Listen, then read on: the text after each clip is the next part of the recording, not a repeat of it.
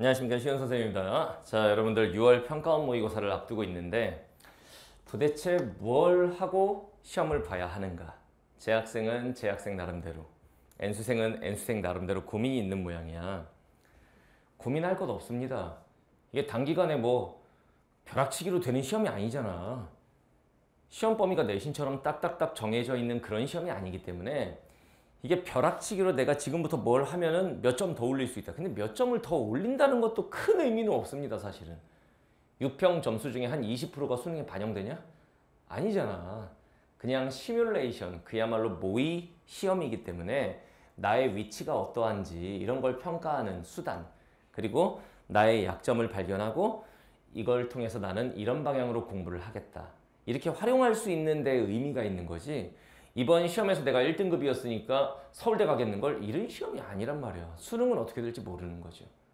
그래도 여러분들 수험생의 입장에서는 뭐라도 하고 시험을 봐야 하지 않겠느냐. 이런 마음이 있을 것 같아서 이거라도 하고 보자 라는 얘기를 좀 하도록 할게요. 영역별로 얘기할게. 자, 일단은 문학부터. 문학 같은 경우에는 6월 평가 모의고사를 대비해서 뭘 해야 하느냐. 정해져 있죠, 이거는 사실. 일단 뭘 해야 되느냐.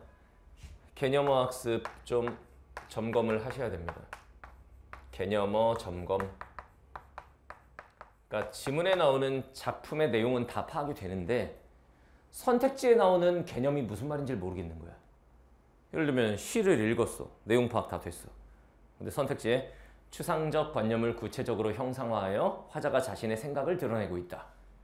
추상적 관념의 구체적 형상화가 뭔지를 몰라 내가. 못 풀어요 그럼. 이런 개념어 점검. 그 다음에 EBS 작품 정리.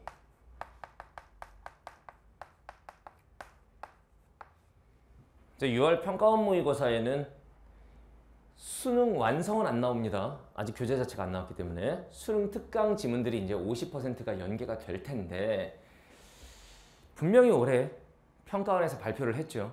EBS의 체감 연계율을 높이겠다라고. 그러면 여러분들이 진짜 피부로 느껴지도록 출제할 가능성이 높단 말이지. 3월 교육청, 4월 교육청 모의고사는 EBS랑 상관이 없었잖아.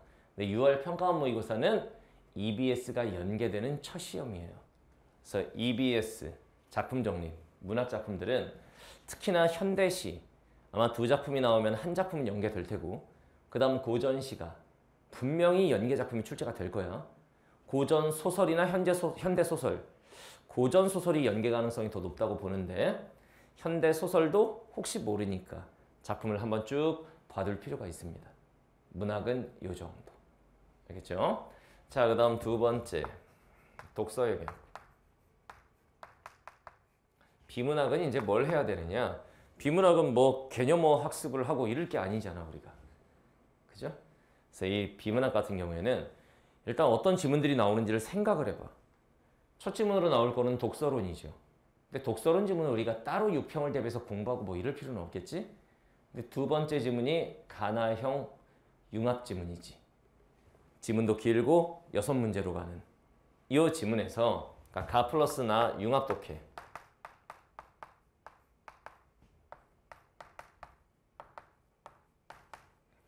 여기에서 어떻게 하면은 시간을 좀 덜 낭비할까? 그러니까 여기서 시간, 뭐 단축까지는 아니더라도 시간을 낭비하지 않는 방법. 알겠죠? 그거에 대해서 좀 공부를 해둬야 되겠다. 시간 안배를 어떻게 할 것인가. 이거 연습을 하지 않으면 시험장에서 가나형 지문에서 한 12분 써버리고 12분, 15분 써버리고 뒤에 다 찍고 이런 사태가 벌어질 수 있는 거지. 그 다음에 이제 뒤에 나올 지문들 법경제, 그 다음에 과학기술 이쪽 분야인데 그 분야에 대해서는 좀 최소한 두려움이 없는 상태에서 시험 볼 수 있도록 법경제, 그 다음에 과학기술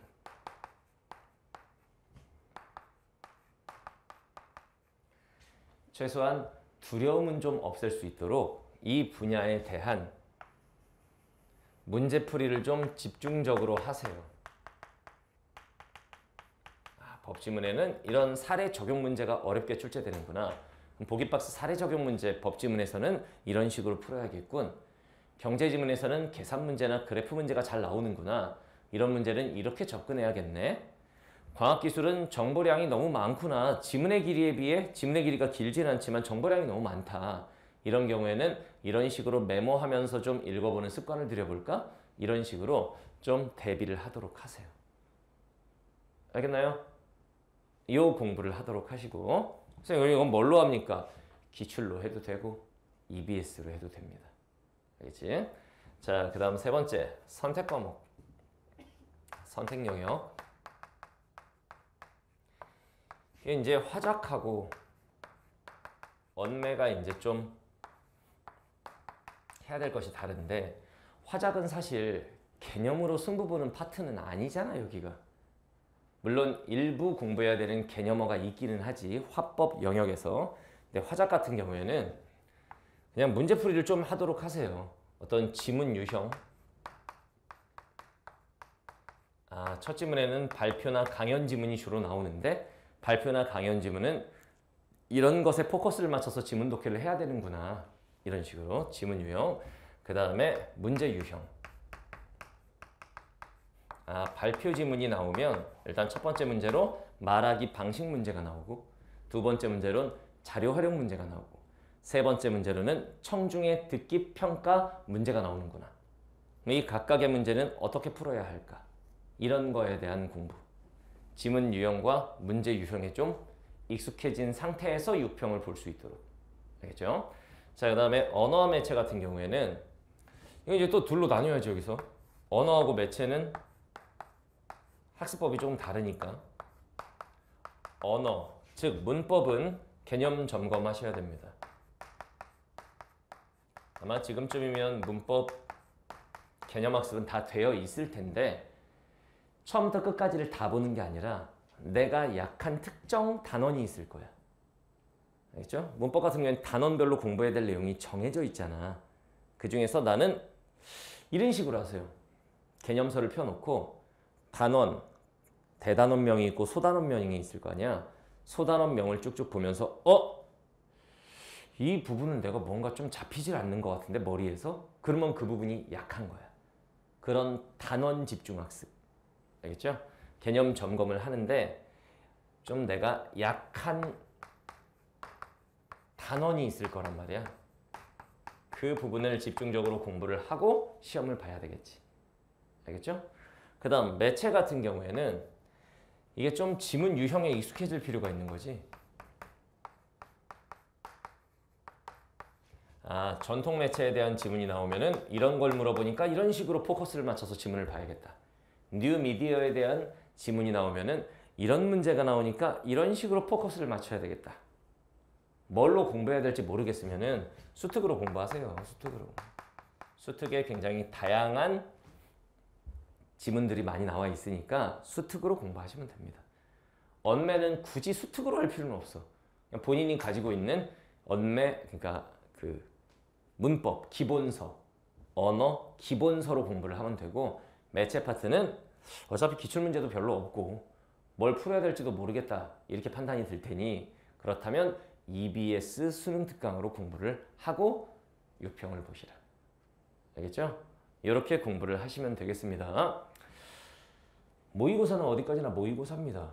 모의, 가짜, 고사, 시험, 가짜 시험. 가짜 시험이니까 너무 긴장할 필요도 없고 그 결과에 일희일비할 필요가 없어. 단 재학생들은 약간 마음의 준비를 하긴 해야 되겠지. N수생들과, 그러니까 재수 N수생들과 성적이 합산되는 첫 시험입니다. 3월 모의고사, 4월 모의고사는 여러분들만의 리그였던 거고, 이제 처음으로 강력한 재수 N수생들과 성적이 합산됩니다. 이랬을 때 이제 나의 객관적 위치가 어느 정도인지가 나오는 거거든. 이런 거에 대한 어떤 나 자신을 시험해보는 그런 의미가 있다라고 생각하시면 돼요. 너무 긴장을 할 필요 없다. 단 1%도 수능에 반영되지 않는다. 이 시험의 성적은. 알겠죠? 단 항상 어떤 시험을 보든 시험을 보는 목적은 뭐다? 나의 약점을 파악하는 거다. 물론 수능 빼고. 수능은 너의 약점을 파악하는 거냐? 수능을 보고 나서 난 이게 약했어. 이건 아니지. 그건 이제 결론인 거고 수능은. 중간에 있는 모의고사들의 의미는 다 나의 약점을 과목별로 그 과목 안에서도 지문 유형별로 문제 유형별로 파악하는 데 의미가 있다. 그리고 그걸 이제 자료로 삼아서 내가 앞으로 어떻게 공부해야 될지 방향 설정을 제대로 하면 되는 겁니다. 알겠죠? 자, 선생님도 이제 6월 평가원 모의고사는 해설 강의를 자세히 할 생각입니다. 자세히. 선생님이 3월 교육청 때 해설 강의를 좀 간략하게 했었고 4월 교육청 모의고사 같은 경우에는 해설 강의를 진행을 안 했고 근데 6월 평가원 모의고사는 좀 중요한 시험이기 때문에 굉장히 좀 세밀하게 해설 강의를 할 예정이에요. 그러니까 시험 너무 긴장하지 말고 잘 보고 그 다음에 우리는 해설 강의에서 만나도록 합시다. 알겠죠? 파이팅 하세요.